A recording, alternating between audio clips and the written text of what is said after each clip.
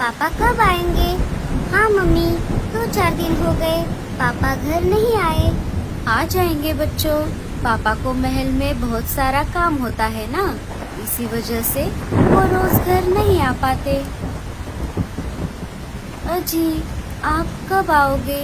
मुझे और बच्चों को आपकी चिंता हो रही है।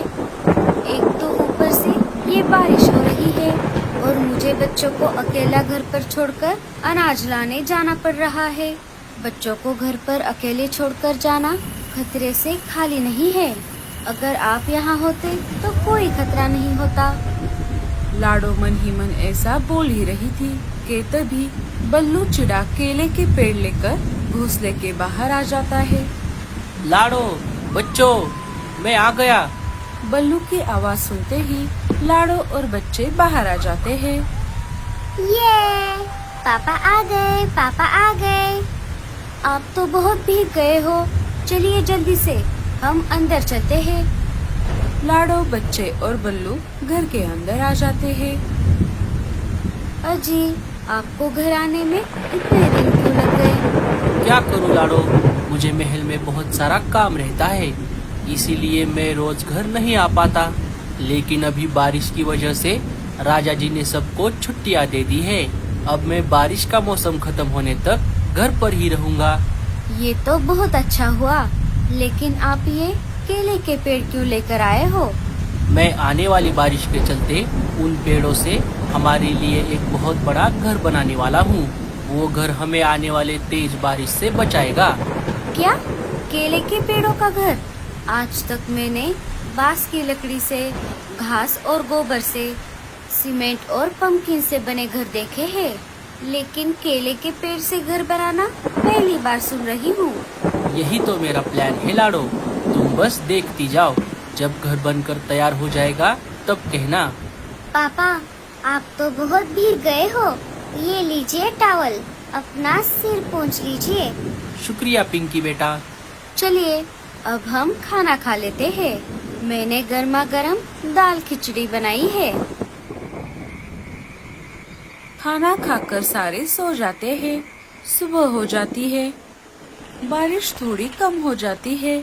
बल्लू केले के पेड़ से घर बनाने के काम में लग जाता है। लाडो, मुझे जरा अलमारी से हथौड़ी ला कर देना। अजी, आप ये सुबह सुबह हथौड़े से क्या काम करने वाले हो? मुझे हमारा नया केले के पेड़ों का घर बनाने के लिए हथौड़े की जरूरत है। तुम जल्दी से जाकर अलमारी से हथौड़ी लेकर आओ। अजी, अब बारिश थोड़ी कम हो गई है, आप घर का काम बाद में कर लेना, पहले जाकर अनाज लेकर आइए। अरे लाडो, मैं जब कल घर आ रहा था तब आते आते मैं बहुत सारा अनाज लेकर आया था।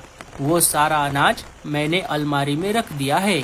और रही बात घर बनाने की, तो कल जब मैं महल से निकलकर घर के लिए आ रहा था तब मौसम के जानकार पंछी महल में आ गए थे।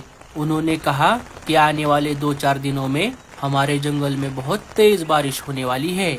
बारिश इतनी तेज होगी कि जंगल में बाढ़ भी आ सकती है।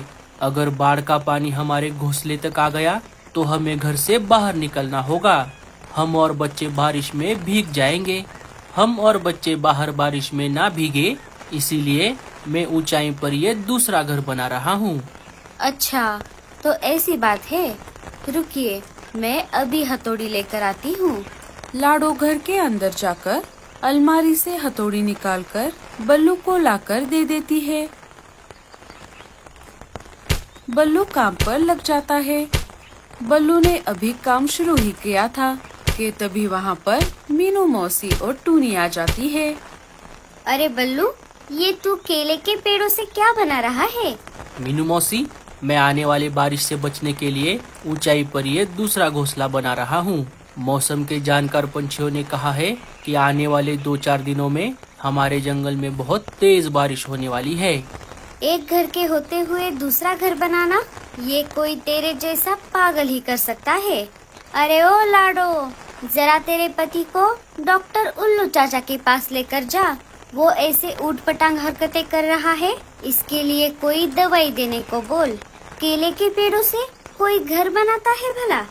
मीनू मौसी, अभी आप मुझे जो चाहे कहो, लेकिन आने वाली मुसीबत के समय आपको मेरी ही याद आएगी। अच्छा, तो ऐसी बात है। चलो, मैं भी देखती हूँ। चल टूनी, हमें घर पर बहुत सारे काम हैं। टूनी और मीनू मौसी वहाँ से चले जाते हैं। वो दोनों ये बात पूरे जंगल में फैला देती है। एक एक करके पंछी बल्लू चिड़े का केले के पेड़ों का घर देखने के लिए आने लगते हैं। अरे बल्लू, तुम ये केले के पेड़ों से अपना घर क्यों बना रहे हो? अगर बनाना ही है तो किसी दूसरी चीज से बनाओ। सारे बल्लू को इसी बात को लेकर ताने मार रहे थे, इसीलिए बल्लू को बहुत गुस्सा आ गया था। भूरे, तुम मुझे मत सिखाओ कि क्या करना है। तुम अपना अपना देखो, मुझे मेरा काम करने दो। चलो कालू भैया, हम यहाँ से चलते हैं। गोरी भाभी ने कहा है कि हम भी एक बड़ा सा घर बनाएं, जो जंगल में सबसे बड़ा और मजबूत हो। कालू और भूरा वहाँ से चले जाते हैं। अजी, जंगल के सारे पंछी हमें ताने मार रहे हैं, हमें पागल बोल रहे हैं। आप ये केले के पेड़ों का घर बनाना बंद कर दो। हम किसी दूसरी चीज से हमारा घर बनाते हैं। अरे लाड़ो, तुम उनकी तरफ ध्यान मत दो। तुम देखना, अभी जिन जिन पंछियों ने हमें ताने मारे हैं, वही मुसीबत के समय हमसे मदद मांगने के लिए आ जाएंगे। अब मुझे बहुत भूख लगी है। चलो, हम खाना खा लेते हैं। घर का भी थोड़ा ही काम बचा है। दूसरे दिन सुबह लाडो अपने बाकी साथियों से मिलने बातचीत करने वाले जगह पर आ जाती है। चलो साथियों, हम सब अनाज लाने के लिए चलते हैं। नहीं नहीं, हमें तुम जैसे पागल के साथ अनाज लाने के लिए नहीं आना। हम हमारा चले जाएंगे। अरे बुलबुल, तुम लाडो को पागल क्यों बोल रही हो? पागल नहीं तो और क्या कहूँ। हम बाकी के पंछी हमारा घोंसला अलग अलग प्रकार के चीजों से बनाते हैं, और इन्हें देखो, ये और इसका पति मिलकर केले के पेड़ों से अपना घर बना रहे हैं। पागल कहीं के। ऐसा नहीं है बुलबुल, हम आने वाले बारिश से बचने के लिए एक दूसरा घर बना रहे हैं, जो मजबूत और टिकाऊ होगा। हाँ बुलबुल, मैंने ऐसा ही एक घर मेरे मायके वाले जंगल में देखा था। वैसे घर में बारिश का पानी नहीं आता। मुझे तो लगता है कि बारिश अब नहीं आएगी। अगर आनी होती तो अब तक आ जाती। अरे नहीं टूनी, बारिश आएगी या नहीं ये हम नहीं बता सकते।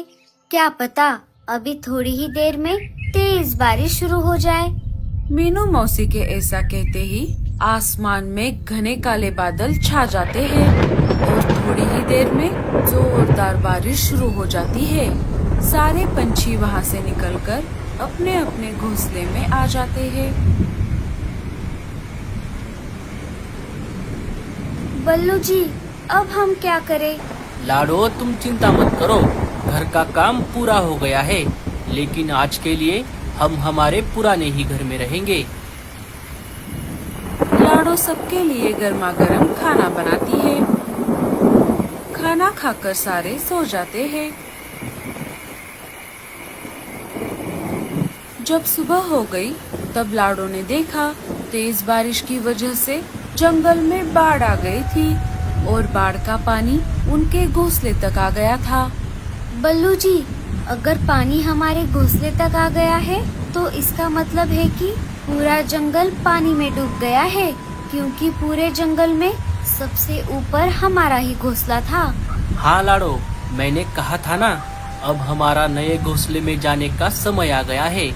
चलो, हम चलते हैं। लाडो, बच्चे और बल्लू अपना जरूरी सामान लेकर नए घोंसले में चले जाते हैं। जैसे ही लाडो और बच्चे अपने नए घोंसले में आ गए, लाडो तो घोंसले को देखकर हक्का बक्का रह गई। अजी, आपने तो कमाल कर दिया। मुझे नहीं पता था कि आप इतना बड़ा और सुंदर घोंसला बनाने वाले हो। मुझे माफ कर दीजिए। पापा, हमें ये घर बहुत पसंद आया। कि तभी लाडो ने खिड़की से देखा, मीनू मौसी का घोंसला पानी में डूब गया। मीनू मौसी और टूनी पानी में बहने लगी। बचाओ, बचाओ, अरे कोई हमें बचाओ। टूनी, मीनू मौसी, इधर आइए।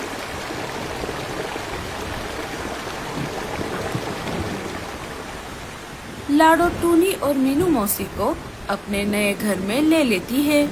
लाडो, तुम्हारा बहुत बहुत शुक्रिया।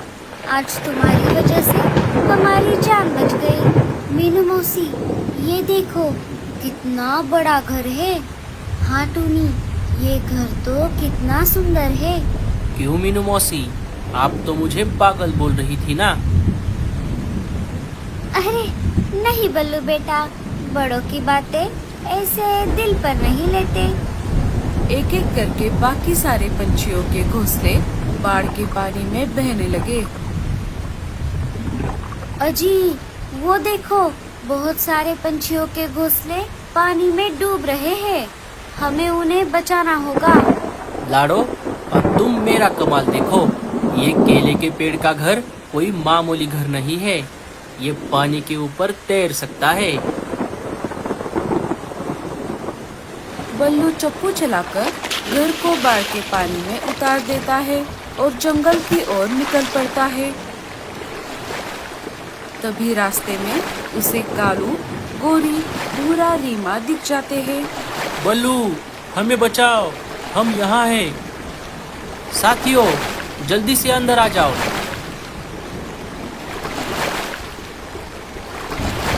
चारों एक एक करके घर के अंदर आ जाते हैं। अच्छा हुआ लाडो, तुम मदद लेकर आ गई, नहीं तो हम पानी में बह जाते। बल्लू एक एक करके सारे जंगल के पंछियों को अपने केले के पेड़ के घर में लेकर उनकी जान बचाता है। क्यों भूरे, तुम तो बल्लू को पागल बोल रहे थे। बल्लू, हमें माफ कर दो। आज तुम्हारी वजह से हमारी जान बची है। बुलबुल चिड़िया भी लाडो से माफी मांगती है। कोई बात नहीं बुलबुल,